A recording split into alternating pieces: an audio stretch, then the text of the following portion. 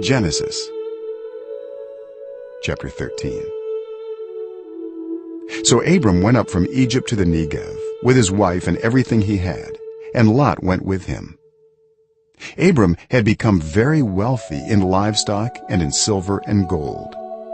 From the Negev he went from place to place until he came to Bethel, to the place between Bethel and Ai, where his tent had been earlier, and where he had first built an altar. There Abram called on the name of the Lord. Now Lot, who was moving about with Abram, also had flocks and herds and tents. But the land could not support them while they stayed together, for their possessions were so great that they were not able to stay together. And quarreling arose between Abram's herders and Lot's. The Canaanites and Perizzites were also living in the land at that time.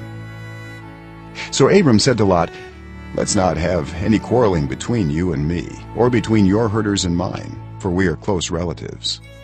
Is not the whole land before you? Let's part company. If you go to the left, I'll go to the right.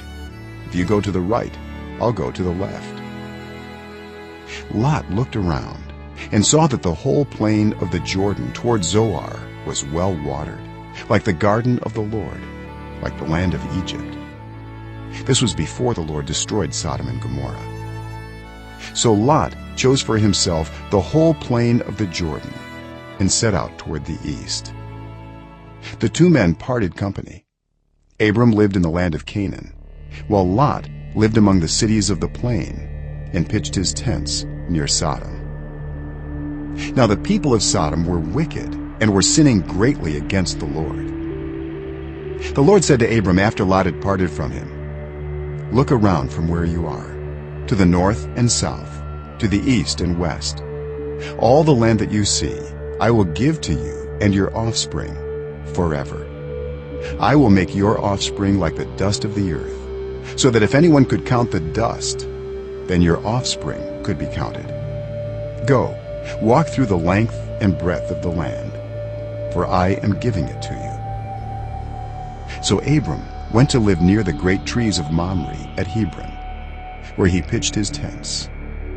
There he built an altar to the Lord. Genesis chapter 14. At that time, when Amraphel was king of Shinar, Arioch king of Elasar, Chedorlaomer king of Elam, and Tidal king of Goyim, these kings went to war against Bera king of Sodom, Bersha king of Gomorrah, Shinab king of Admah, Shemeber king of Zeboim, and the king of Bela, that is Zoar. All these latter kings joined forces in the valley of Siddim, that is, the Dead Sea Valley. For 12 years they had been subject to Chedorlaomer, but in the 13th year they rebelled. In the 14th year, Chedorlaomer and the kings allied with him went out and defeated the Rephaites in Ashtaroth Karnaim, the Zuzites in Ham, the Emites in Shaveh-Kiriathaim, and the Horites in the hill country of Seir, as far as El Paran near the desert. Then they turned back and went to En-Mishpat, that is, Kadesh, and they conquered the whole territory of the Amalekites, as well as the Amorites who were living in Hazazon Tamar. Then the king of Sodom, the king of Gomorrah, the king of Admah, the king of Zeboim, and the king of Bela, that is Zoar, marched out and drew up their battle lines in the valley of Siddim against Chedorlaomer king of Elam, Tidal king of Goyim, Amraphel king of Shinar, and Arioch king of Elasar, 4 kings against 5. Now the valley of Siddim was full of tar pits, and when the kings of Sodom and Gomorrah fled, some of the men fell into them, and the rest fled to the hills. The 4 kings seized all the goods of Sodom and Gomorrah and all their food. Then they went away. They also carried off Abram's nephew Lot and his possessions, since he was living in Sodom. A man who had escaped came and reported this to Abram the Hebrew. Now Abram was living near the great trees of Mamre the Amorite, a brother of Eshcol and Aner, all of whom were allied with Abram. When Abram heard that his relative had been taken captive, he called out the 318 trained men born in his household and went in pursuit as far as Dan. During the night, Abram divided his men to attack them, and he routed them, pursuing them as far as Hobah, north of Damascus. He recovered all the goods and brought back his relative Lot and his possessions, together with the women and the other people. After Abram returned from defeating Chedorlaomer and the kings allied with him, the king of Sodom came out to meet him in the valley of Shaveh, that is, the king's valley. Then Melchizedek, king of Salem, brought out bread and wine. He was priest of God Most High, and he blessed Abram, saying, "Blessed be Abram by God Most High, creator of heaven and earth, and praise be to God Most High, who delivered your enemies into your hand." Then Abram gave him a tenth of everything. The king of Sodom said to Abram, "Give me the people and keep the goods for yourself." But Abram said to the king of Sodom, "With raised hand I have sworn an oath to the Lord, God Most High, creator of heaven and earth, that I will accept nothing belonging to you, not even a thread or the strap of a sandal, so that you will never be able to say, 'I made Abram rich.' I will accept nothing but what my men have eaten, and the share that belongs to the men who went with me, to Aner, Eshcol, and Mamre. Let them have their share." Genesis chapter 15. After this, the word of the Lord came to Abram in a vision. "Do not be afraid, Abram. I am your shield, your very great reward." But Abram said, "Sovereign Lord, what can you give me, since I remain childless, and the one who will inherit my estate is Eliezer of Damascus?" And Abram said, "You have given me no children, so a servant in my household will be my heir." Then the word of the Lord came to him, "This man will not be your heir, but a son who is your own flesh and blood will be your heir." He took him outside and said, "Look up at the sky and count the stars, if indeed you can count them." Then he said to him, "So shall your offspring be." Abram believed the Lord, and he credited it to him as righteousness. He also said to him, "I am the Lord, who brought you out of Ur of the Chaldeans to give you this land to take possession of it." But Abram said, "Sovereign Lord, how can I know that I will gain possession of it?"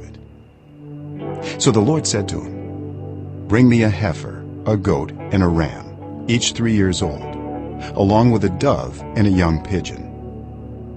Abram brought all these to him, cut them in two, and arranged the halves opposite each other. The birds, however, he did not cut in half. Then birds of prey came down on the carcasses, but Abram drove them away. As the sun was setting, Abram fell into a deep sleep, and a thick and dreadful darkness came over him. Then the Lord said to him, "Know for certain that for 400 years your descendants will be strangers in a country not their own, and that they will be enslaved and mistreated there. But I will punish the nation they serve as slaves, and afterward they will come out with great possessions. You, however, will go to your ancestors in peace and be buried at a good old age. In the 4th generation your descendants will come back here, for the sin of the Amorites has not yet reached its full measure." When the sun had set and darkness had fallen, a smoking fire pot with a blazing torch appeared and passed between the pieces. On that day the Lord made a covenant with Abram and said, "To your descendants I give this land, from the Wadi of Egypt to the great river, the Euphrates, the land of the Kenites, Kenizzites, Cadmonites, Hittites, Perizzites, Rephaites, Amorites, Canaanites, Girgashites, and Jebusites." Matthew, chapter 5, verses 1 to 26. Now when Jesus saw the crowds, he went up on a mountainside and sat down. His disciples came to him, and he began to teach them. He said, "Blessed are the poor in spirit, for theirs is the kingdom of heaven. Blessed are those who mourn, for they will be comforted. Blessed are the meek, for they will inherit the earth. Blessed are those who hunger and thirst for righteousness, for they will be filled. Blessed are the merciful, for they will be shown mercy. Blessed are the pure in heart, for they will see God. Blessed are the peacemakers, for they will be called children of God.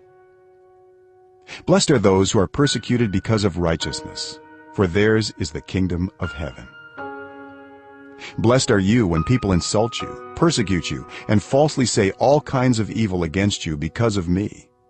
Rejoice and be glad, because great is your reward in heaven. For in the same way they persecuted the prophets who were before you. You are the salt of the earth. But if the salt loses its saltiness, how can it be made salty again?